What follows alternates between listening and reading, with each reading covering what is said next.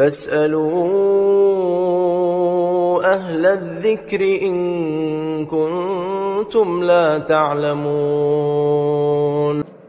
Kita akan masuk insya Allah di poin pertama dari 31 itu tentang masalah kurang ikhlas. Penulis mengangkat di halaman 8-nya di sebab lemah iman yang pertama adalah kurang ikhlas. Allah SWT berfirman dalam surah Bayyinah ayat 5. Karena Anda belum pegang bukunya mungkin Anda bisa membuka Al-Quran surah Bayyinah ayat 5. A'udzu billahi minasyaitonir rajim wa ma umiru illa liya'budullaha mukhlishina lahud-din hunafa. Padahal mereka tidak disuruh kecuali supaya menyembah Allah dengan memurnikan ketaatan kepadanya dalam menjalankan agama yang lurus. Jadi di sini ada potongan ayat memurnikan ketaatan kepadanya, kepada Allah maksudnya, berarti ikhlas. Juga dalam surah Al-Hajj ayat 37 dalil yang kedua Allah berfirman, A'udzu billahi minasyaitonir rajim la yanalallaha luhumuha wala dima'uha walakin yanalut taqwa minkum. Daging-daging unta dan darah-darah yang kalian sembelih itu untuk kurban sekali-kali tidak dapat mencapai keridhaan Allah, akan tetapi ketakwaan dari kamulah yang dapat mencapainya. Allah tidak butuh dagingnya, tidak butuh darahnya, yang butuh kamu tahu ini sebuah perintah atau enggak. Ibnu Abbas radhiyallahu anhu berkata, artinya adalah bahwa yang dapat sampai kepada Allah adalah niat dari orang yang melakukan hal itu. Dan nilai suatu perbuatan amat tergantung pada niat. Barang siapa yang baik niatnya, maka perbuatannya itu akan menjadi baik dan ia pasti teguh, terhindar dari kelemahan dan terhindar dari fitnah dalam beragama, dan ia akan terhindar dari kesesatan dan penyimpangan sebagaimana Allah berfirman dalam surah Al-Hijr ayat 40. Surah Al-Hijr ayat 40. A'udzu billahi minasyaitonir rajim illa ibadaka minhumul mukhlasin. Iblis berkata, ya, saya akan sesatkan mereka semua anak Adam ini kecuali hamba-hambamu yang ikhlas di antara mereka. Baik teman-teman sekalian. Kita akan coba bedah dulu sebelum melanjutkan paragrafnya. Amal itu yang Anda kerjakan, mau sholat, mau puasa, mau haji, mau umrah, mau sedekah, bakti sama orang tua, jenguk orang sakit, zikir, berdoa dan segala macam, hanya akan diterima kalau memenuhi dua syarat mutlak. Yang pertama, ikhlas. Kata Nabi SAW dalam hadis riwayat Abu Daud dengan sanad sahih, Inna Allah la yakbalu amalan illa makana khalisan liwajhi. Allah tidak akan pernah menerima amalan kecuali yang ikhlas karenanya. Kecuali yang ikhlas karenanya, gitu kan. Jadi memang ikhlas ini harus. Dan lawan ikhlas, kalau Anda mau tahu, adalah riya. Anda pamer, mau dipuji orang, nah itu berarti tidak ikhlas. Berharap balasan, itu berarti tidak ikhlas. Kalau Anda tidak berharap balasan kecuali dari Allah SWT, Anda ikhlas. Kirimkan piring makanan kepada tetangga, kembali berisi lagi atau tidak, ya tidak ada masalah bagi kita. Oke-oke saja. Gitu kan? Karena memang kita berharap wajah Allah, bukan dia. Dia kasih juga di sini, alhamdulillah tidak dikasih, tidak ada masalah. Kita tidak berharap balasan. Kita berikan sedekah kepada orang miskin, walaupun dia tidak ucapkan terima kasih, tetap aja. Ciri orang tidak ikhlas itu, begitu dia kasih, udah duitnya dikasih 500 rupiah, 500 perak, 1000 atau 2000, kasih orang miskin. Begitu kasih, orang itu langsung pergi. Mungkin dia buru-buru ingin mengejar mobil lain di lampu merah atau apa saja. Wah, memang dasar nggak tahu terima kasih. Berarti dia berharap pujian itu. Rugi benar. Orang ikhlas tidak akan begitu. Bahkan dia berharap kalau perlu orang itu terima lalu pergi, nggak ada masalah bagi dia. Karena bagi dia antara dia sama Allah SWT. Bahkan orang ikhlas itu sering kali melakukan perbuatan berharap tidak ada yang tahu malah. Dia kasih, nggak ada yang tahu dari dia. Dari mana? Hamba Allah. Ada orang dibisikin sama syaitan, ganggu keikhlasannya. Begitu diiklankan di masjid dekat rumah. Bapak ibu sekalian muslimin muslimat, masjid kita lagi butuh bantuan. Siapa yang mau menyumbang silakan datang ke masjid membawa begini dan begitu. Ya. Kemudian Anda datanglah menyumbang. Begitu ditanya pengurus masjid, atas nama siapa? Kalau Anda ikhlas, hamba Allah aja. Kalau yang tidak ikhlas, oh haji fulan bin fulan bin fulan. Ya, kalau perlu tanya, tulis itu haji berapa kali. Ya. Atau hajjah fulana binti fulan bin dan seterusnya. Naudzubillah. Lalu kemudian disebutlah namanya, dia lagi di rumah, dia dengar tuh pakai mikrofon masjid. Yang telah menyumbang haji fulan dan fulan. Syaitan bisikin hatinya, tuh namamu disebut. Oh iya, selesai. Hanya sebatas itu. Untuk apa teman-teman riya ini? Untuk apa? Manfaatnya apa? Hilang. Mau ngejar lidahnya orang? Oh, kamu hebat. Kamu dermawan. Kamu soleh. Itu kamu soleh. Itu yang kau kejar? Apa yang kau dapat? Kenyang ke perutmu? Tambah terang matamu? Bertambah rambut kepalamu? Gak ada sesuatu yang kau dapatkan. Rugi. Gitu kan? Gak ada manfaatnya sama sekali. Tapi orang ikhlas dapat pahala. Dia akan panen itu pada hari kiamat.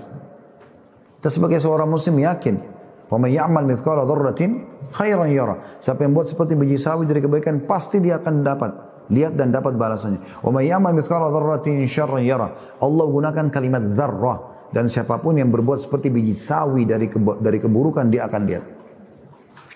Semua akan dia dapat. Maka rugi kita butuh di sana.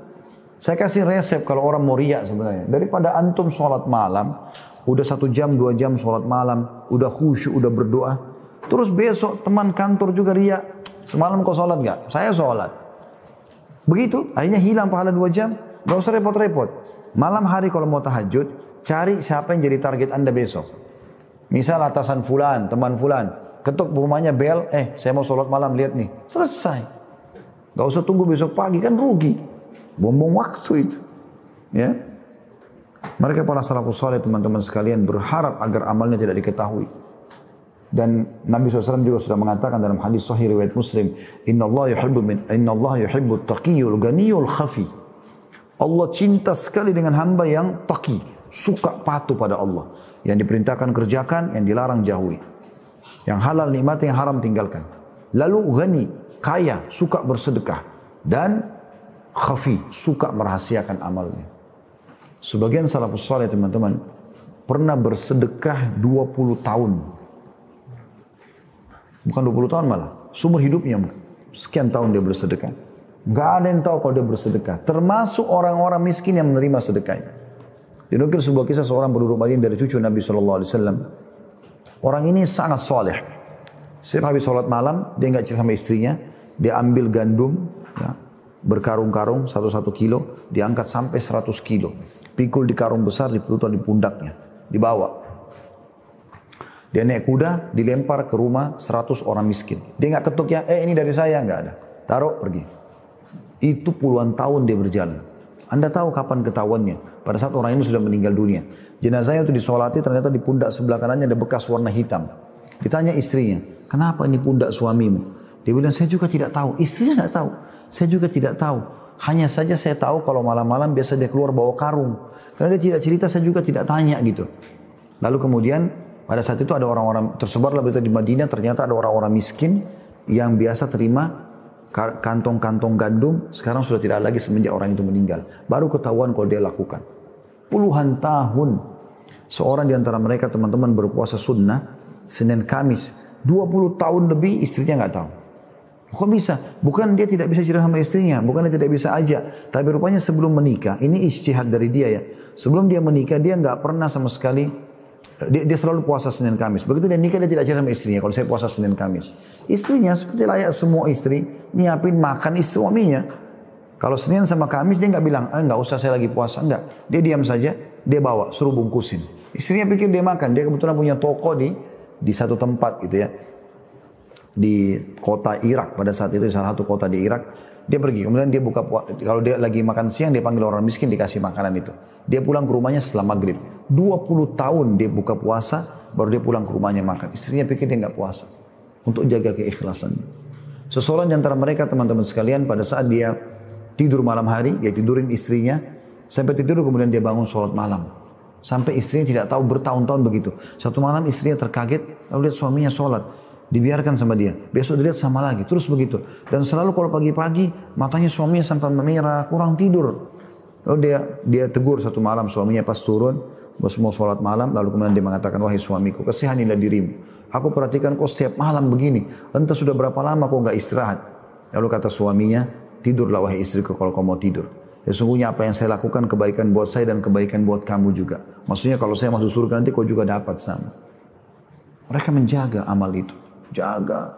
Ada seseorang salafus saleh pernah sholat malam di hutan, diikuti oleh seseorang dan ketahuan dia sholat malam, gitu kan. Maka temannya ini kebetulan, ya, yang ikuti dia, yang tahu dia sholat malam, diam-diam dia selalu dengar ayat yang dibaca, doa yang dibaca gitu. Pas sudah menjelang subuh, dia terdengar ada semak belukar, maka orang yang sedang sholat ini kaget, lalu dia mengatakan, semoga Allah merahmatimu, keluarlah, kau mata-matai saya. Maka temannya mengatakan, iya, saya mau tahu, karena selama ini saya dengar cerita, kalau kau tidak pernah tinggalkan sholat malam, maka saya mau cari tahu. Apa kata orang yang ketahuan amal solehnya ini? Dia bilang apa? Di tengah hutan berdua sama temannya, dia mengatakan, saya mohon kepadamu, tolong rahasiakan apa yang kau lihat. Dia mohon supaya jangan dicerita. Kalau kita subhanallah sekarang terbalik, berharap orang expose. Nggak akan sedekah kecuali ada kamera. Sebentar. Dan syuting dulu, kamera. Berdoa di depan Ka'bah, subhanallah, harus Ka'bah kelihatan. Sebentar. Ya, supaya ditahu berdoa di depan Ka'bah. Ada berapa kali saya tahu orang begitu foto. Kenapa akhi dan ukhti? Apa yang mau didapat? Ini lidahnya manusia. Oh, kamu hebat. Terus apa? Gemukkah kamu? Nggak ada manfaatnya. Gitu. Harus hati-hati. Karena sayang. Amal kita akan dibangkitkan hari kiamat dan kita hanya diterima ya dari amal kita adalah yang penuh dengan keikhlasan. Oleh karena itu disebutkan, kata penulis, diriwayatkan dari Umar bin Khattab radhiyallahu anhu bahwasanya Rasulullah SAW bersabda, innamal a'malu binniyati wa innamal likulli imri'in ma nawa. Sesungguhnya pekerjaan-pekerjaan itu tergantung pada niat-niatnya dan sesungguhnya setiap orang akan mendapatkan ganjaran perbuatan sesuai dengan yang dia niatkan. Hadis riwayat Bukhari Muslim. Imam Nawawi rahimahullah berkata, ini adalah hadis sahih yang telah disepakati kesahihannya dan disepakati sebagai satu di antara hadis-hadis yang berkedudukan dan keutamanya sangat besar serta merupakan salah satu di antara hadis-hadis yang menjadi dasar-dasar Islam. Ikhlas adalah di mana pujian dan hinaan manusia sama nilainya di sisimu dan kesepadanan antara yang lahir dan yang batin pada dirimu. Pada zaman ini keikhlasan merupakan barang langka, dalam kurung tidak ada yang memilikinya. Kecuali bagi mereka yang dirahmati Allah, apalagi di tengah kehidupan yang penuh dengan tipu daya, lemahnya muraqabah atau mawas diri dan keyakinan. Kata penulis, saya tidak yakin, saya tidak mengatakan bahwa keikhlasan telah lenyap sehingga dengan begitu saya telah berdusta. Akan tetapi untuk menuju kepada keikhlasan dibutuhkan kesungguhan dan latihan yang terus-menerus atau mujahadah dalam setiap amal perbuatan. Salah satu ciri ikhlas teman-teman sekalian adalah tidak menceritakan amal. Kalau dia ditanya, baru dia jawab. Kalau ada orang tidak ditanya cerita, berarti sudah jelas riya. Terutama masalah ibadah gitu kan. Kau puasa enggak? Kau puasa? Saya puasa. Enggak ada yang nanya. Siapa yang nanya kamu? Halo? Gitu kan. Kan enggak boleh. Gitu kan? Kan aneh benar. Tapi kalau kita mau ke masjid, tiba-tiba ada yang tanya. Mau kemana? Pak, mau kemana? Masa kita bilang, kalau saya bilang riya nih. Kan tidak mungkin. Ya saya mau ke masjid. Kan lagi ditanya. Kalau ditanya beda. Kalau tidak ditanya, nah ini jadi masalah. Satu perbuatan jika telah dinodai dengan berbagai macam noda berupa riya atau mencari kemasyhuran, maka sungguhnya sikap itu akan menjadikan seseorang lemah dalam melaksanakan pekerjaan itu. Bahkan pekerjaan itu akan menjadi sia-sia. Dari Abu Hurairah radhiyallahu anhu ia berkata, aku mendengarkan Rasulullah SAW bersabda, qala Allah Ta'ala, ana agna syurakai anisyirk, man amila amalan asyraka fihi ma'i ghairi taraktuhu wa syirku. Allah yang maha tinggi telah berfirman, aku paling sangat tidak membutuhkan kesyirikan. Partner, Allah enggak butuh itu. Ya, jadi ikut sertakan Allah salat untuk Allah tapi juga untuk dipuji sama orang. Allah enggak butuh itu. Maka barang siapa yang telah melakukan suatu perbuatan yang dalamnya perbuatan itu yang mempersekutukanku dengan selain aku, kata Allah, maka aku akan meninggalkannya dan perbuatan syiriknya itu. Hadis sahih riwayat Muslim. Terkadang seseorang telah beriltizam atau bersikap konsisten hingga ia termasuk dalam golongan orang-orang yang konsisten. Akan tapi tujuannya bukan untuk konsisten itu sendiri dan tidak pula bertujuan untuk mendapat ridha Allah, melainkan ia memiliki maksud-maksud lain yang dengan cepat akan menghancurkan sikap konsistennya itu. Karena ia tidak mengharapkan Allah dan juga kehidupan akhir. Abu Al-Qasim Al-Qusairi rahimahullah berkata, ikhlas itu adalah memusatkan niat dalam melaksanakan ketaatan hanya kepada Allah yang maha suci semata, yaitu melakukan ketaatan dengan maksud hanya untuk taqarrub atau mendekatkan diri kepada Allah. Tidak ada maksud lain, seperti untuk mendapat perhatian, pujian manusia, atau tujuan-tujuan lain yang bukan untuk mendekatkan diri atau taqarrub kepada Allah. Sahal bin Abdullah At-Tasatturi rahimahullah berkata, ketika orang-orang bijak menafsirkan ikhlas, maka mereka tidak mendapatkan selain pengertian bahwa hendaknya bergerak atau berdiamnya seseorang dalam situasi terlihat ataupun tersembunyi adalah hanya karena Allah semata. Tidak dinodai oleh hawa nafsu ataupun dorongan duniawi. Terakhir paragrafnya teman-teman sekalian, maka barang siapa yang mendambakan keselamatan di dunia dan di akhirat, maka hendaknya ia bersikap ikhlas dan terus-menerus mengawasi niatnya, karena hanya dengan sikap itulah suatu perbuatan memiliki nilai ibadah. Pekerjaan sedikit atau kecil yang disertai keikhlasan itu lebih baik daripada pekerjaan banyak yang hampa tanpa keikhlasan. Saya akan tutup teman-teman sekalian dengan kisah Zubaidah rahimahullah. Anda mungkin tidak tahu siapa Zubaidah. Ya. Itu bukan orang Indonesia, tapi dia adalah salah satu ratu Islam. Zubaidah, namanya dia Amatullah. Ya, dia adalah istri Harun al-Rashid, salah satu khalifah di zaman Abbasiyah, yang terkenal dengan kekuatannya, keberaniannya dan segala macam. Teman-teman sekalian, Zubaidah ini terkenal sudah cantik, saking cantiknya sampai dipanggil Zubaidah. Zubaidah dari bahasa Zubda. Zubda itu artinya mentega, lembut, warnanya bagus gitu-gitu ya. Orang juga pakainya mudah dan seterusnya. Jadi dia menggabungkan antara kecantikan, kedudukannya sebagai ratu, dan rajinnya beribadah terutama sedekah. Tidak pernah teman-teman ada satu titik kesempatan sedekah kecuali beliau sedekah. Kalau Anda keluar dari Arafah menuju ke Muzdalifah satu waktu Anda pergi haji atau Anda umrah insyaAllah, pada saat Allah juga sudah bukakan kembali biidznillah, maka antara Arafah dengan Muzdalifah itu ada gunung, itu umumnya pasti dilewati oleh bus-bus umumnya. Di sebelah kanan itu ada gunung, kalau Anda menuju ke Muzdalifah ada tembok seperti tembok benteng tapi tidak terlalu besar ya. Itu panjang sekali, itu adalah saluran air Zam-Zam. Dan juga antara Mekah, Taif sampai ke Irak ya, karena dulu ibu kota dinasti Abbasiyah dulu di Irak ya. Sampai ke Irak ya, di Baghdad. Itu setiap berapa meter sekali, berapa, mungkin kalau kita sekarang ukuran 1 kiloan atau 2 kilo, pasti ada sumur. Ada sumur, itu semua perbuatannya Zubaidah rahimahullah. Jadi beliau suka sekali melihat, oh ternyata waktu pergi haji, kok susah sekali ya jemaah haji ini. Padahal zaman dulu tuh dia pun, walaupun dia ratu, dia pakai unta. Gak ada AC kayak kita sekarang. Tetap capek gitu kan. Tapi beliau akhirnya buat uangnya dia sendiri pribadi, mulailah dia buat sumur-sumur, sampai yang jadi semua. Setiap ada jihad, dia ikut partisipasi. Semua dia ikutin, subhanallah. Satu waktu dalam sebuah kisah dinukil, pada saat dia meninggal Zubaidah, ada satu ponakannya yang sayang sekali sama dia, dan memang selalu dibantu juga oleh Zubaidah. Bermimpi, tantenya ini datang. Maka dalam mimpi karena tidak bisa diatur pertanyaan, ponakannya bilang, wahai tanteku, beritahukan kepadaku, apa yang Allah balas kamu sekarang? Dia mengatakan, kata tantenya, Zubaidah bilang dalam ini mimpinya ya, Allahu alam. Kita tidak tahu, tapi begitu dia mengatakan, semua Allah enggak terima. Kata dia, sedekahmu untuk jemaah haji air tidak diterima. Jihad tidak diterima. Ini enggak diterima. Lalu kata dia, lalu bagaimana keadaanmu sekarang tante? Kata dia, alhamdulillah Allah selamatkan saya. Justru dengan sholat malam yang saya kerjakan tidak ada yang mengetahuinya. Itu luar biasanya, gitu kan?